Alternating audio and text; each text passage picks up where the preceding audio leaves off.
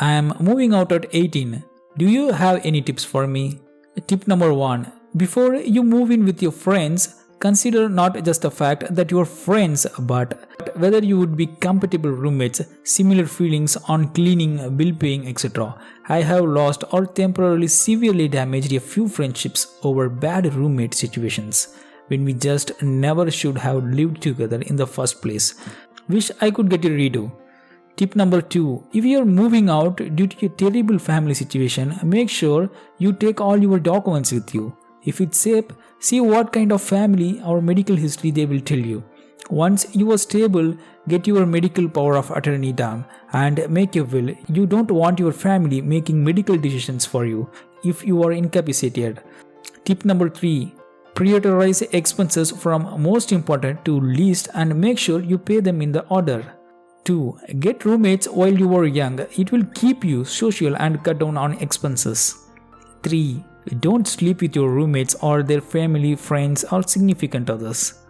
4. It's not always best to live with friends. The best roommates I have ever had always were quiet and kept to themselves. 5. You can get most things second-hand, but some things you would spend a little extra on. 6. Don't live at the party house. 7. Look up local resources that may help in getting established in a new place. A library is a good place to start. 8. Make sure you have a spare key. 9. Purchase essentials in bulk. Number 10. Be nice to your neighbors. You will never know when they will be able to help out in a time of need. Tip number 4. Don't jump into getting a pet. They are more expensive than you expect, often require a non-refundable pet deposit, can damage your place and really limit your opportunities to be impulsive when it comes to your social life. Tip number 5. Learn to cook immediately. It's both a fantastic way of saving money and a very attractive trait for an adult to have. YouTube has an enormous wealth of channels that teach people to cook great food for little money, so there are no excuses these days. Also, find an immigrant's grocery stores in your area for spices, sauces, etc. Better quality food for significantly less money. Down with overhead lighting. It makes your apartment look like an office. Buy large free stand-up lamps so the light in the evenings it's not coming from overhead. You can get them second-hand for not much money and I will make the place look more cozy. Tip number 6. Pay yourself first. The events we call financial emergencies are way more frequent and way more costly than you think. Even if it's $5, even if it's nickels, dimes and quarters, set aside money from each paycheck to help when those emergencies arise. Shoot for some percentage, maybe start out at 1%, then out 6 months try to 1.5% or 2%, etc. You will be able to see the numbers increasing and with them your self-sufficiency. Credit cards feel like free money, but trust me, they are not. Give them a chance and they will own you for years. Tip number 7. Truth. Start saving unless you are getting money from somewhere else. Being on your own is going to be expensive. There's a lot you need to learn and it's much harder to learn what you are facing it at that same time. Schools have failed us and hopefully your parents have not as far as teaching you how you can become independent. Track your spending, save money, learn what your actual goals are, not just moving out. Take time to make a list of things that will ultimately help you accomplish the ultimate goal of being independent. Setting and achieved these small goals you set for yourself will be much easier than throwing yourself to the wolves. Tip number 8. Don't do it unless it's necessary. To be honest, I moved out at 19 a couple months ago to live an unhealthy home environment. It's been great, but it's a struggle. Keep your eyes open for opportunities to save money. Choose who you communicate with carefully and choose your roommate especially carefully. Set up your budget and stick with it. If you get pay raises, keep your standard of living in the same and save that money. Don't fall into addiction if you can help it. Start building credit in a smart way. There are plenty of resources out there to help you. Make sure you have enough knowledge to truly live on your own. Autopay for bills and credit cards is a game changer. I had say set up autopay for whatever you can and in some cases it gets you better deals. Buying some items in bulk is a great way to save money. Toilet paper, garbage bags, and non-perishable foods.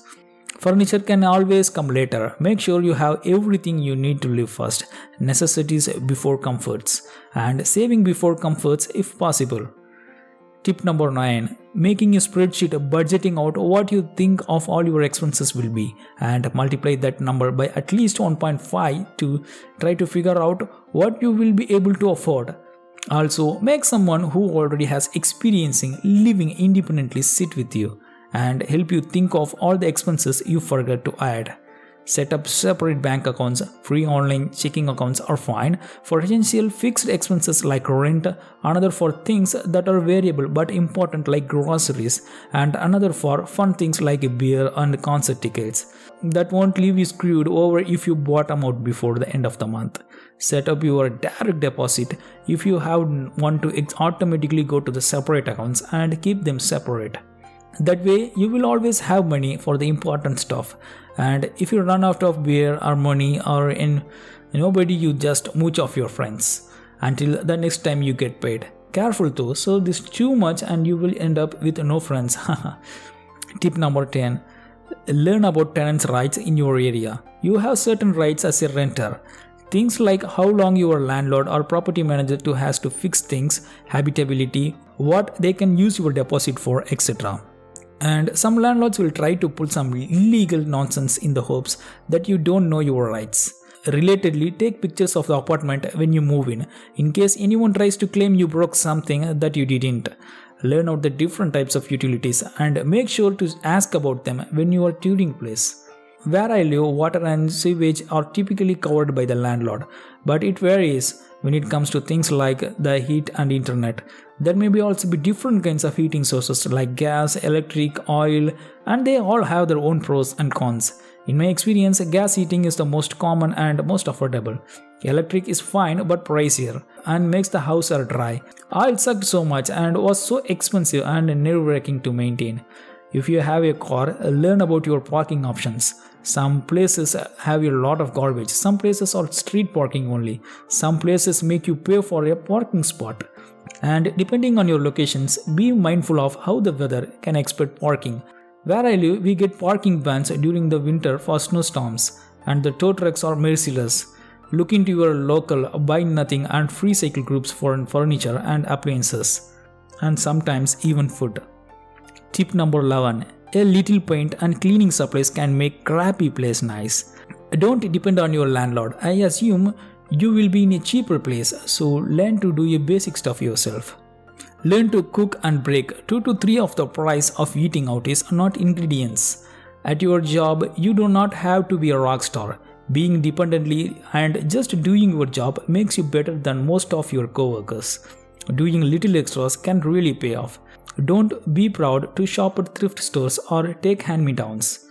Don't waste money, but have fun. This is what worked for me years ago. I assume it still applies. Tip number 12. Life does not care that you think you don't have enough money to save for an emergency. Life will happen all the same. Get a credit card and ignore everyone who tells you they are bad. They are vital to building credit. Build a budget, stay within it, but put everything on the card. Never go above your budget, and always pay the full balance before the interest is charged. Pick a cool card with good cashback or miles. That's your reward for sticking to your budget. 3. Don't listen to anyone who tells you not to do to. Everyone I know who thinks it's a bad idea has a lower credit score than I. Tip number 13. Get your official documents in the US. That means your birth certificate, social security card and passport if you have got one. It's a pain to get this replaced. If you move in with roommates, make sure your name is on the something, lease, utility bill, etc. so you can prove residency at that address. Get renter's insurance if you have owned anything of value. Your possessions are not covered by your landlord's insurance. If there's an accident or disaster, frequently you can bundle this with your auto insurance for a small increase in cost. Tip number 14. Credit score. Guard that number like you are a fat dude guarding the last Twinkie factory on the earth. I am assuming you are moving out because of a pure situation in your current place. If not, reconsider. Potatoes are cheap and easy to make into so many meals. I lived for months on a diet that largely consisted of potatoes, cabbage, and oranges. Lost weight but had plenty of energy and felt fine. Tip number 15. Here are my feelings. 1. Do not get a roommate, live alone. I know of too many people getting stuck holding bills because of bad roommates. 2. Cook a lot, eating out is not cheap. 3. Budget your money carefully, try to live as frugal as possible. 4. Like it or not, the more you make, the more you will spend. 5. Do not think of your place as a party central. The fewer people who know you are alone, the better. You do not want randos and mooches all day and night. 6. Take video and photos on your move-in day. This will be a lifesaver. I teach high school and have seniors tell me all the time about their grand plans to move out and with friends. It lasts maybe 6 months at the most. Your high school friends are your friends because you see them 5 days a week. It is completely different when you are sharing a living space 24/7.